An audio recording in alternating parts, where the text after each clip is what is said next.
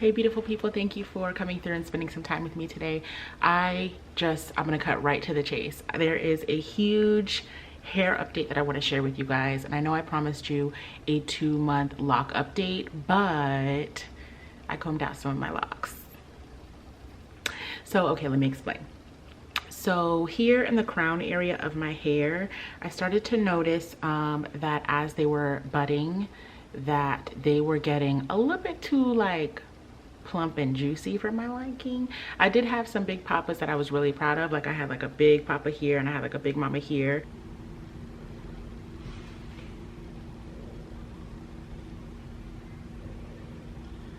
And they were beautiful. They were really big. And there was a lot of budding, but I noticed that they were a lot bigger than some of the locks that I have here and like towards the nape of my neck or even around my edges.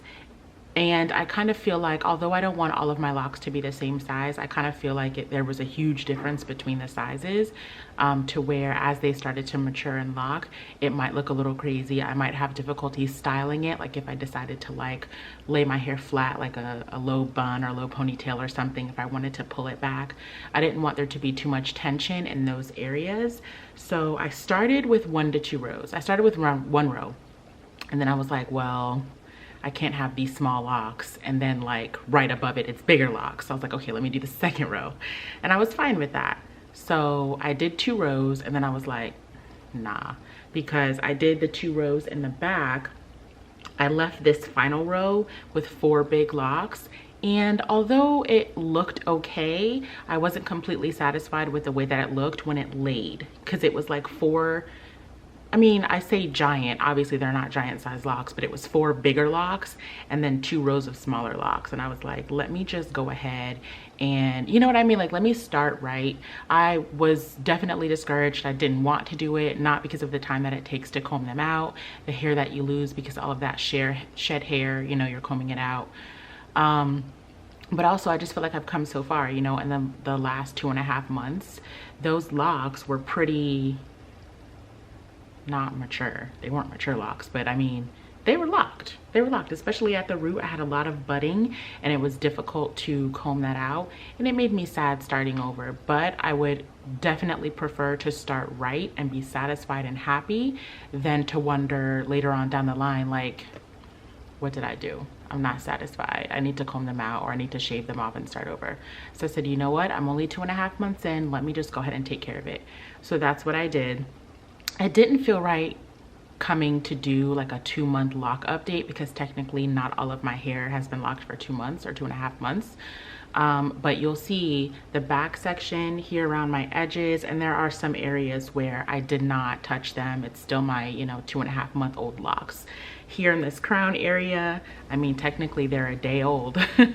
I started them on 10/10, no coincidence. It was just the day I decided to comb them out and reinstall twists. So technically I have not been entirely locked for 2.5 months, but it's been 2.5 months since I've made the decision to lock. Would that get confusing if I'm like, well, I've been locked for 2.5 months, but in this area I've been locked for a day? Let me know in the comments if I should just continue on with that initial start date. You know what I mean? Like my next video will be 3 months and 4 months, etc. Should I start over? Should I address certain sections of my head? I don't know. I don't want it to get too confusing, but I definitely just wanted to share this update with you. I am going to be sharing the updates that I have experienced thus far with me combing out my locks and reinstalling twists, with me like losing some of that shine that I had when they were twists, and now, you know, they're locks that are budding, getting a little more mature, and I'm kind of, you know, I don't have that shine. It's a little more dull.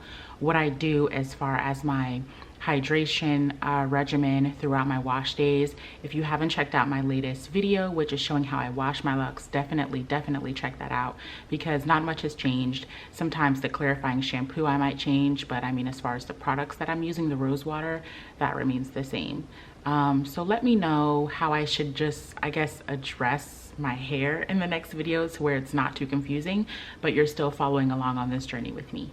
That was all. I apologize that it's not a full 2-month update, but it's a little update and an explanation as to why I wanted to come correct, I guess.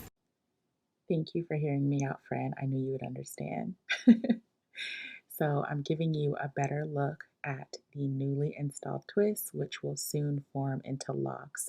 So reminder, some sections, some areas of my hair, like the back, the front, and then some rows on the sides were installed on July the 17th of 2021. Now, these twists that I am showing you now were installed on 10/10, so October 10th, 2021. So it might look a little crazy for a little bit, but this is my journey. I'm embracing it. I am really happy with the new lock size. I think that they will flourish beautifully. I appreciate you being on this journey with me. If you have any comments, questions, suggestions, I know I have some new Loc fam, so I appreciate you joining me on this journey. But if you have anything that you want to add to this conversation or to these changes that I have made, definitely show me some love. Leave me a comment down below. I appreciate you guys so much. I can't wait to bring you more content. Thank you so much for just welcoming me and being so encouraging. I am now a part of the Loc family and I love it here. I will see you guys in the next video. Don't forget to do something for yourself today. I care for you. Bye.